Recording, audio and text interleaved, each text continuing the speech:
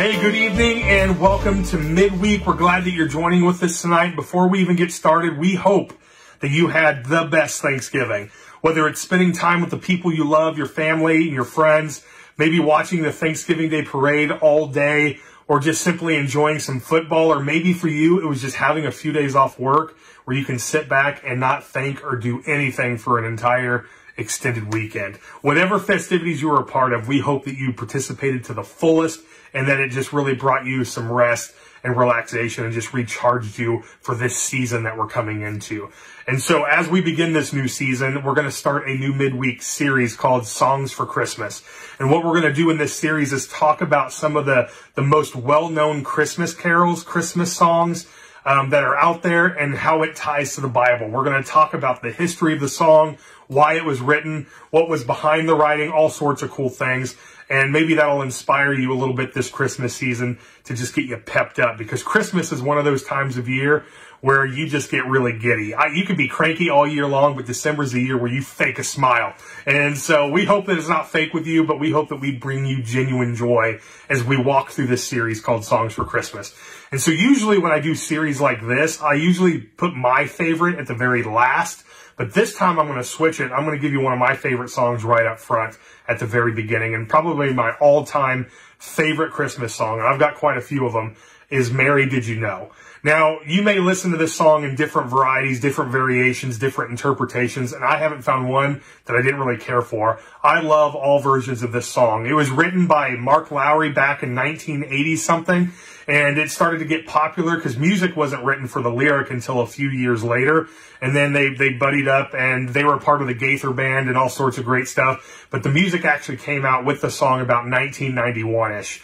And so then they got some high-profile artists to start recording the song, and then we start seeing variations. Mark Lowry himself, the lyric writer, he's probably recorded the song several different times, but as you know it now, here in 2022, we've heard hundreds of different artists interpret this song and give their own spin to those very popular lyric of Mary, Did You Know? Now, in an interview, when they tried asking him how this song became and what inspired the lyric, he said, if I were to sit across the table, kind of in a coffee shop with Mary, here are some questions that I would ask her about being the mother of God, being the mother of this baby who is going to be the King of Kings. Like, these are the questions that I would ponder. And although there really is no answer to these feelings, the Bible isn't really clear on some of the doubts that Mary struggled with outside of just being a virgin herself. But I do want to talk about what the Bible does say, and we're going to read that story here in a little bit. But there are some theologians about this song that don't really like it. They don't think it's very theologically sound. But I think if they're nitpicking the lyric that much, they're missing the whole meaning of it, because it's easy for you and I to just kind of sit back for a second and ponder these very real questions. I mean, imagine if you were sitting there and maybe you're getting ready for sleep and all of a sudden you have this dream or an angel appears to you. For one, that would be very uncommon for us, so all of us would be terrified. But then they come to tell you, hey, you've been chosen by God, and you are going to be the mother of a child.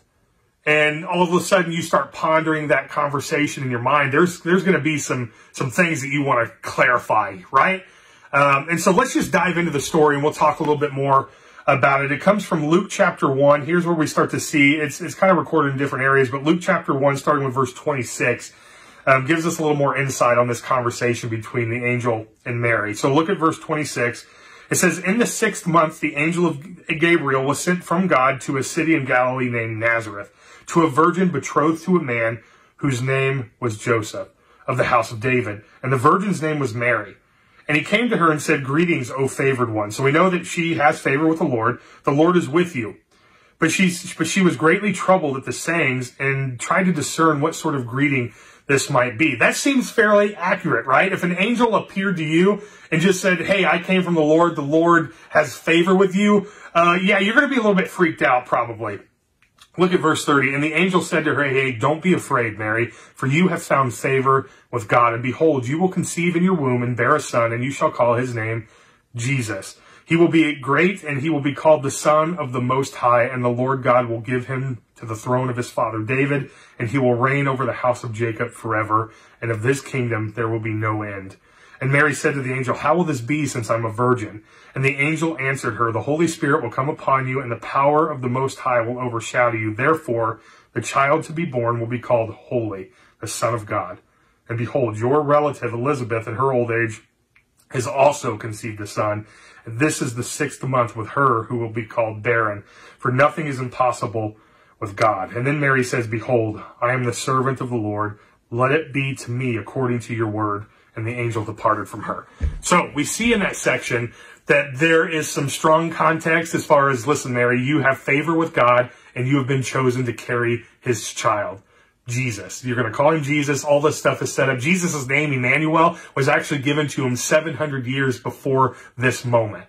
And so we already knew what his name was according to the Old Testament. But then we see that Elizabeth, her cousin, is also having a special, miraculous type of experience when it comes to childbearing as well. And then Mary says, "Listen, if your words are truth, which I would assume they are, let it be as you have said, for I am a servant of God."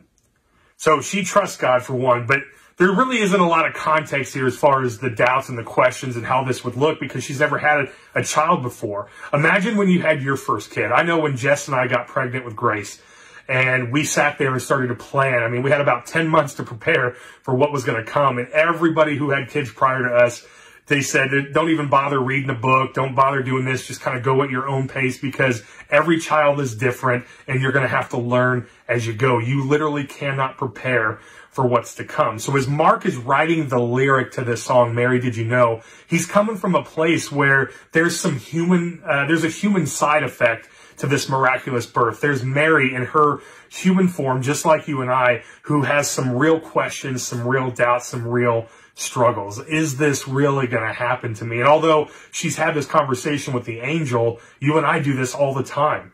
We can see God's fingerprints everywhere in the world, yet we always simply just ask different questions about whether the reality of God is still present, although we know without a shadow of a doubt it is.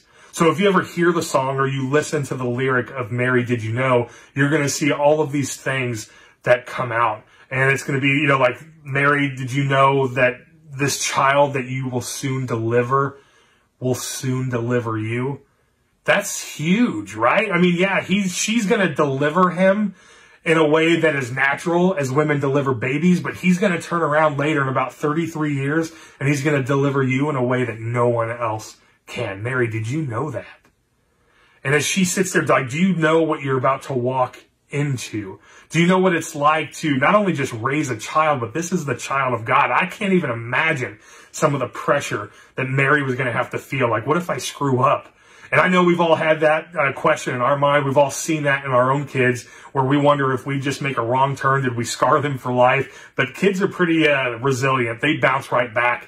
And but this is the Son of God. There's a lot of pressure on here. And I think God chose her because he knew the type of woman she already was. And so what I hope that you do in this midweek is to kind of extend this devotion. I want you to go on YouTube or whatever source of music you like to listen to, or maybe you have the song already on a playlist. And I just want you to listen to the song in whatever variety you want to, from whatever artist you want to, and just hear the questions that Mary may have. Hear the simplicity of what's being presented, and just ask yourself, man, if this was me in this situation, what kind of answers would I be looking for? And let that extend to that devotion. And as we prepare for the Christmas season, as we start this journey through songs of Christmas, I hope and pray that you really find your way to get to know God better, because that's what it's all about.